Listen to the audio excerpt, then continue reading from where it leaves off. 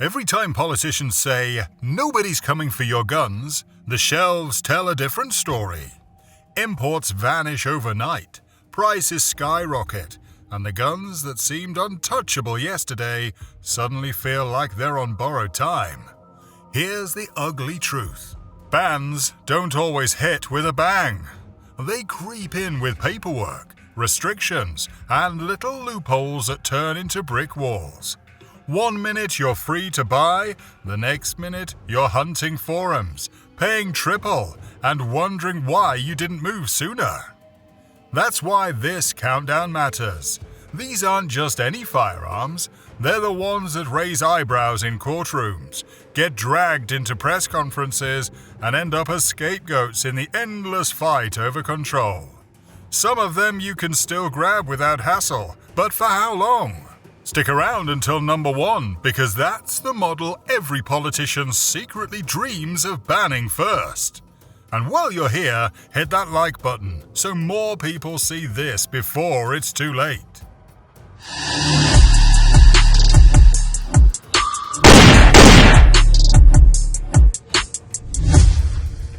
Number 10. The Ruger Mini 14. At first glance, the Ruger Mini 14 looks harmless. Slim profile, wood stock, almost old-school hunting rifle vibes. But don't let the looks fool you. This little rifle has been on lawmakers' hit lists for decades. Why? Because underneath that classic design beats the heart of a tactical carbine. Chambered in .223, 5.56 NATO, it runs smooth, reliable, and accurate enough to be adopted by ranchers, police departments, even foreign militaries. What keeps it in the crosshairs of politicians is its versatility. Swap a few parts, add optics, and suddenly you've got a rifle that performs right alongside an AR-15 without looking like one. That camouflage has saved it from bans before, but every time assault weapons come up, the Mini 14 gets dragged into the conversation. It's the sleeker rifle on this list, low-key in appearance, high risk in legislation, and if you want one, the clock is ticking. Number 9. CZ Bren 2. On paper, the CZ Bren 2 looks harmless. It doesn't carry the same baggage as the AR-15, and it doesn't get the same headlines. But make no mistake, this rifle is living on borrowed time. Why? Because it checks every box politicians hate. Military roots? Check. Modular design? Check. Runs like a dream in mud, sand, or snow? Triple check. The Czechs built this thing to replace their old VZ-58s, and it ended up being so good that other armies lined up for it. Civilian versions slipped into the market, and suddenly, American shooters had a battle-tested, piston-driven rifle that could go toe-to-toe with the best. That's exactly why it's a target. It's not just reliable, it's too reliable. And once the bans start circling, rifles like the Bren won't get debated, they'll just get erased. Number 8. The Benelli M4. It's not just a shotgun, it's a warhorse. This is the very same 12 gauge the US Marines trusted to kick down doors in the desert. It cycles dirty, it cycles wet, and it cycles when cheaper shotguns choke. That reliability is exactly what made it legendary, and exactly what makes it a bullseye for bans. You see, politicians don't see a shotgun, they see a semi-auto platform that feeds fast, hits harder than any rifle in close quarters, and holds enough shells to turn a standoff ugly. Add in ghost ring sights, rails for optics, and a reputation as the go-to tactical shotgun, and suddenly it doesn't look like Grandpa's bird gun anymore. That's why the M4 makes lists like this. It's already been scrutinized overseas, and if a sweeping law hits semi-auto shotguns, this is the first one on the chopping block. Number 7. KelTec KSG-25.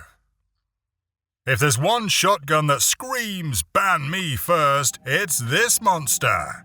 The KelTec KSG-25 isn't just long, it's loaded, literally.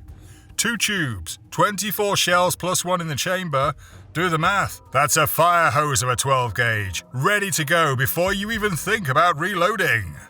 Lawmakers hate capacity. They'll tell you no civilian needs more than a handful of shells.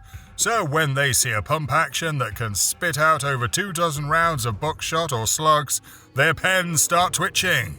Sure, it's heavy when topped off. Sure, it looks like something straight out of a video game. But that's the point.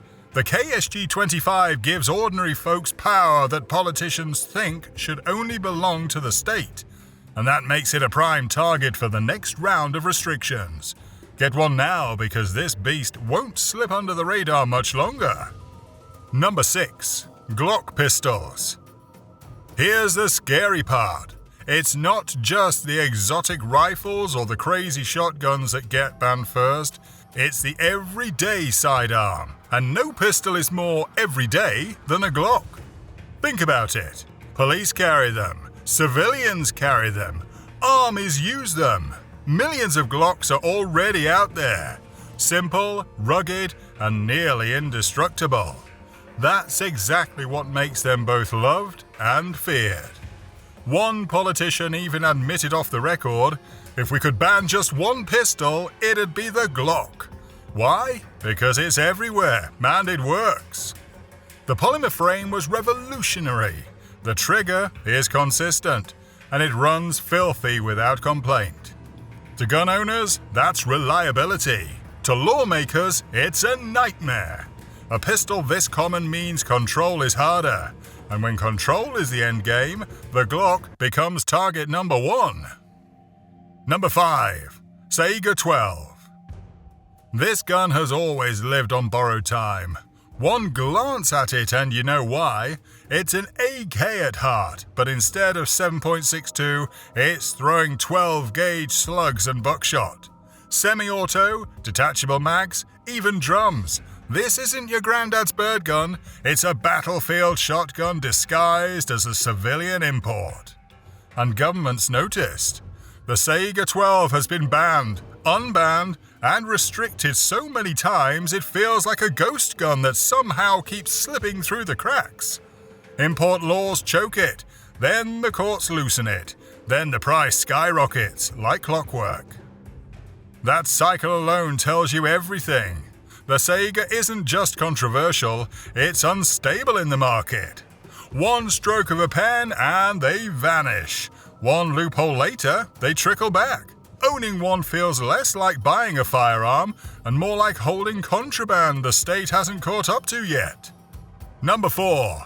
IWI Tavor X95. The Tavor X95 isn't just a rifle, it's a statement. Short, stocky, and built like it belongs in the hands of commandos storming a city block, this bullpup has already replaced the M16 and M4 for Israel's frontline troops. That alone makes politicians nervous. Why? Because it's not some relic, it's modern, ruthless, and built for real combat. The kind of gun you could stash behind a truck seat and still clear a hallway with. Every inch screams efficiency. Cold hammer forged barrel, long stroke piston, AR mag compatibility. It eats abuse and keeps firing. And that silhouette? It doesn't look like a hunting rifle, it looks like the future of war. Which means the X95 doesn't just make the banned list, it makes the wish list of lawmakers who'd love to see it gone before the year's out. Number 3. FN PS90. This remarkable gun doesn't just look different, it is different.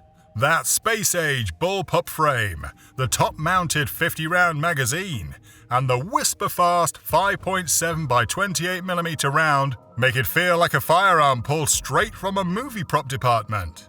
Except this one's real, and it's in civilian hands. That's the problem. Lawmakers see 50 rounds on tap, near zero recoil, and a platform that anyone can handle like a video game controller, and they panic. They don't care that the 5.7 round was built for control and accuracy, not for blowing through walls. They see a futuristic rifle that's too easy to run, too compact to dismiss, and too advanced for their comfort. The PS90 isn't just rare, it's provocative. Every time one shows up at the range, heads turn. And every time its name comes up in hearings, pens start scratching. This is the kind of gun politicians love to hate, which is why owning one now feels like beating the clock. Number 2. AKM AK Imports. The AKM isn't just a rifle, it's the face of every headline, every hearing, every assault weapon soundbite you've ever heard. And that's why imported AKs live in constant limbo. One year they're trickling in from overseas. The next, an executive order slams the door shut. Prices spike, panic sets in, and everyone scrambles because they know how fast these rifles can vanish. The irony? The AKM is simpler than most hunting rifles. Stamped steel, wood, or polymer furniture, a long stroke piston that runs dirty and refuses to quit. That's what makes it legendary. But it's also what makes it dangerous in the eyes of lawmakers. Reliability plus affordability equals widespread ownership. And nothing scares them more than that combination. Owning an imported AK feels less like buying a gun and more like smuggling a piece of history past the red tape. Everyone wants one, not everyone gets the chance. And at number 1, it's the AR-15. Every list like this ends here. The AR-15 isn't just a rifle, it's the rifle. Loved, hated, worshipped, demonized. It's the gun that built an empire of ownership in America and the gun politicians fantasize about erasing from existence. Why? Because it's everywhere. Millions of rifles, endless parts, infinite customization. One lower receiver and you can build it into anything. A varmint hunter, a home defense carbine, a long-range tack driver. It's the Lego set of firearms, and that flexibility terrifies lawmakers. And here's why it's king. No other rifle has shaped American gun culture like this one. It dominates competitions, guards homes, and still serves overseas in military form. It's affordable enough for first-time buyers, yet customizable enough for seasoned collectors to keep tinkering for life. It's not just a rifle, it's a platform that refuses to be boxed in. They've tried before. 1994. State bans, executive orders, yet every time the AR survives, adapts, and comes back stronger. That resilience makes it the king, but also the biggest target. If a sweeping ban ever hits, this will be the crown jewel they go after first. Owning one today isn't just about having a rifle, it's about holding the most controversial piece of freedom in modern history, and knowing the clock is always ticking. And there you have it, 10 guns standing on the edge of history. Some already fought through bans, some slipped back onto shelves, and others are hanging by a thread. But the truth is, none of them are safe. All it takes is one late-night bill, one rushed signature, and the rifles and shotguns you see today could vanish tomorrow. The question